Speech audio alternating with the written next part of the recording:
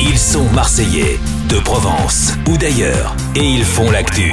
C'est l'invité star. L'invité star sur Radio Star avec Gilbert Bourguignon. Bonjour et bienvenue, l'invité star de ce dimanche. On va parler de sport et on va parler de l'actualité des Jeux Olympiques, mais surtout, on va parler de Marseillais, Denis Gargaud, qui nous a ramené une très très belle médaille, la médaille d'or. Il a décroché, il succède à Tony Estanguet. Il est donc champion olympique en canoë monoplace. Il fait partie du club marseillais de Mazargues. Je suis avec le président emblématique, donc Alberto Bellem, qui a le plaisir de me recevoir ici sur ce plan d'eau à Marseille, mais qui en plus, je dois le dire, c'est avec beaucoup d'émotion que je réalise ce reportage, puisque ça a été mon premier reportage c'était dans les années 94. Bonjour Albert, bonjour président, bonjour Weber. Bonjour, Radio Star.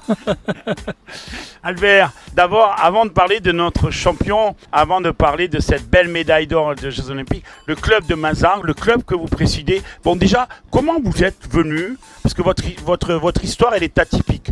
Alors, raconter toute l'histoire serait trop long.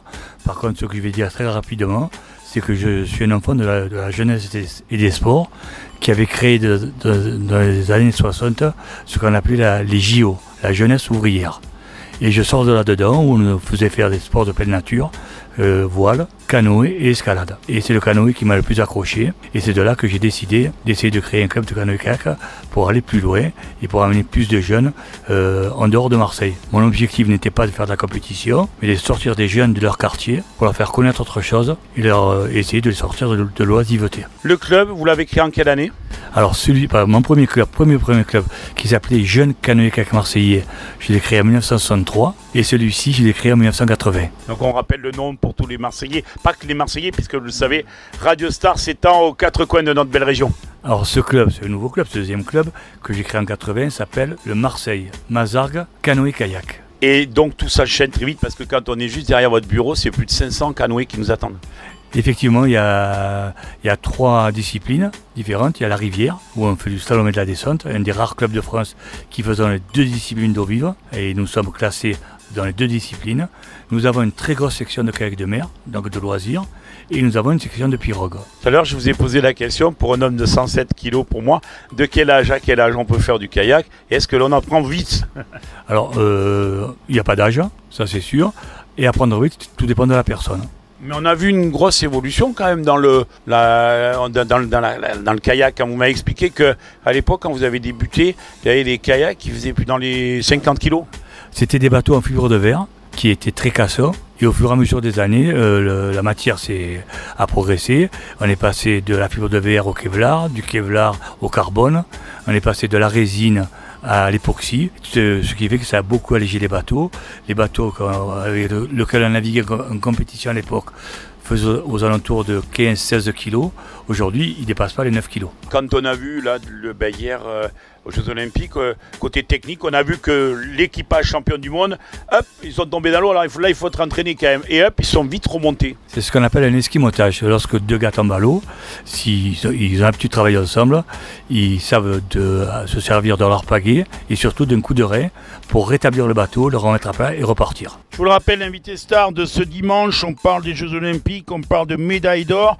Et on parle surtout du club de Mazargues à Marseille, donc ce club mythique de canoë-kayak. J'ai le plaisir d'accueillir le président Alberto Bellem, que l'on appelle et on aime bien appeler Bébert. Et Bébert est joyeux parce que si vous voyez un petit peu ce qu'il y a dans son bureau, je vous plante le décor, je vois des affiches partout. Bravo Denis, puisque Denis va pas tarder à rentrer des Jeux Olympiques avec cette belle médaille d'or accrochée au cou. Avant de parler de Denis, avant de parler de cette belle performance, le club a combien de titres au niveau international? Je dois totaliser 39 titres internationaux. Le côté éducatif également, vous m'avez précisé qu'il y a votre fille qui est mariée avec un Anglais. Il y a la petite fille, il y a tout qui suit.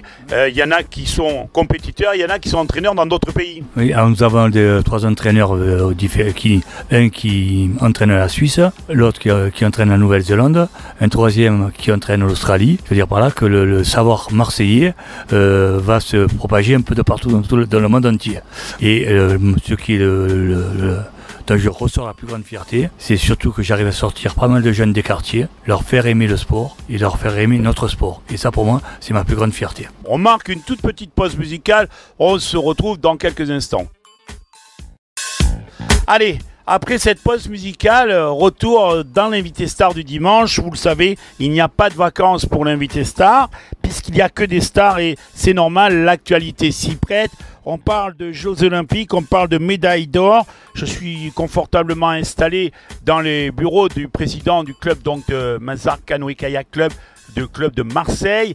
Je suis donc avec le président Alberto Bellem. Après nous avoir parlé du club, maintenant on va parler de cette magnifique médaille d'un de ses, on va dire, compétiteurs, Denis Gargaud. Alors tout le monde était devant l'écran. Denis, parlez-nous de Denis, parlez-nous de sa personnalité et surtout la joie de cette médaille. Alors Denis était un garçon, ce qui est rare d'ailleurs, qui est venu au club quand il avait environ 13 ans et d'emblée il me dit je veux faire du canoë. Ce qui était très étonnant parce que personne ne connaît la différence entre le canoë et le kayak. C'est quoi la différence justement? Alors, et lui la connaissait et je lui ai dit mais comment ça se fait? Alors il m'explique qu'il avait un cousin, qu'il a toujours un cousin d'ailleurs toujours vivant, qui fait du canoë et lui voulait faire comme son cousin, faire du canoë. Alors la différence entre le canoë et le kayak, le canoë nous vient de l'Indien et on pagaie qu'avec une seule pagaie d'un seul côté, tandis que le kayak nous vient de l'Esquimau, on est plus ou moins jambes semi-fléchies à l'intérieur du bateau et on pagaie avec une pagaie double, tandis que le canoë on est quand même à genoux. Ah ça c'est une explication pour tous nos auditeurs et même pour moi qui ne connaissais pas ce détail.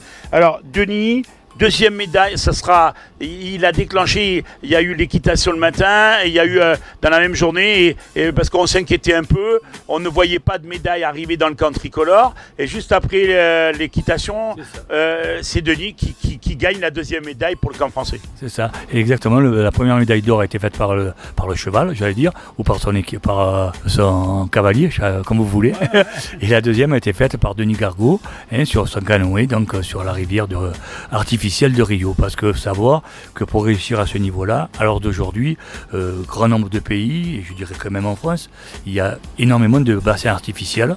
Bassins artificiels, c'est-à-dire où c'est par pompage, on la fait remonter à un certain niveau, ensuite on trace la rivière par des socles ou en plastique ou en bloc de béton, on laisse couler le cubage que nous voulons, c'est-à-dire 3 mètres, 10 mètres, 15 mètres cubes d'eau, et on navigue à l'intérieur. Et donc Rio a son bassin artificiel, comme Sydney a le sien, comme Pékin a le sien, comme Londres a le sien, comme l'Espagne a le sien, et ainsi de suite. Pas mal de pays ont fait des bassins artificiels.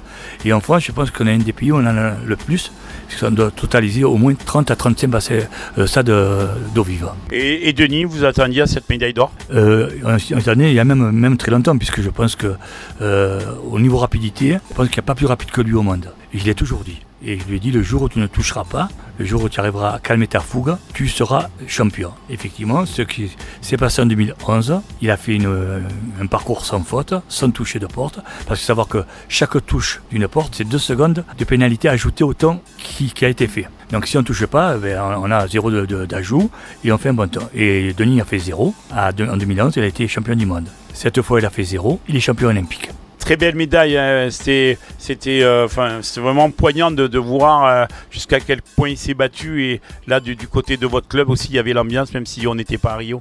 Oui, il y avait une très très bonne ambiance. Mais je ne sais pas pourquoi, mais j'avais une très très grande confiance. Je ne sais pas pourquoi, il y avait une intuition qui me disait que Denis devait cette année gagner. C'était son année. Et je ne savais pas pourquoi il ne pouvait pas gagner. Voilà. Très proche d'Estanguet, il était venu le voir et ils sont proches. Ils ont toujours été amis et je veux dire Estanguet remercie d'ailleurs Denis, parce que s'il n'y avait pas eu des Denis dans l'équipe de France, Estanguet ne serait pas battu comme il s'est battu pour améliorer, pour ne pas se laisser passer devant. Je veux dire par là que ça a été vraiment quelqu'un qui lui a rendu service, parce qu'il lui collait tellement aux fesses que Tony a été obligé de se bouger pour ne pas se laisser dépasser. Pour conclure, le club, il y a ceux qui participent aux Jeux Olympiques, c'est combien de compétiteurs, et puis il y a également des compétitions comme le raid que vous organisez chaque année?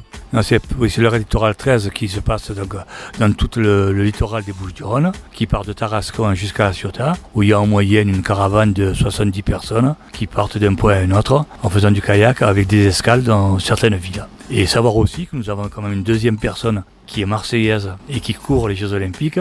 Je ne peux pas rester sans le dire. Elle s'appelle Jessica Fox et il se trouve que j'ai le grand bonheur que ce soit ma petite fille. Allez, vous avez votre petite fille et je rappelle également aux auditeurs que vous avez une fille qui a eu des médailles olympiques, Vous avez un gendre qui entraîne une équipe nationale, qui est anglais, qui entraîne. Alors, mon gendre a été la référence au monde au niveau canoë dans son époque. Mais à son époque, il n'y avait pas les Jeux Olympiques. Il faut savoir qu'il y a eu un arrêt des Jeux Olympiques de 72 à 92, où ça a repris. À ce moment-là, ma fille était grande favorite en 92, où tout le monde avait parié pour elle. Malheureusement, ça s'est très mal passé. Et comme elle n'est pas restée sur un échec, elle a réitéré ça au mois pour 96, où elle a ramené une médaille d'Atlanta. Et entre-temps, elle a été 2 fois championne du monde.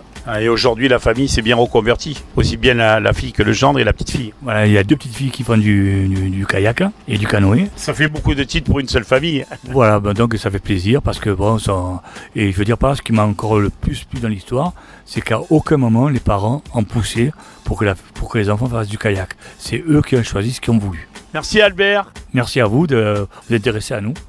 Voilà, je vous le rappelle, c'est la fin de notre invité star. Merci pour votre fidélité. Bon dimanche à l'écoute de Radio Star. Je vous retrouve dimanche prochain puisque je vous le rappelle encore une fois, il n'y a pas de vacances pour l'invité star. Merci. C'est l'invité star. C'est l'invité star. Radio Star.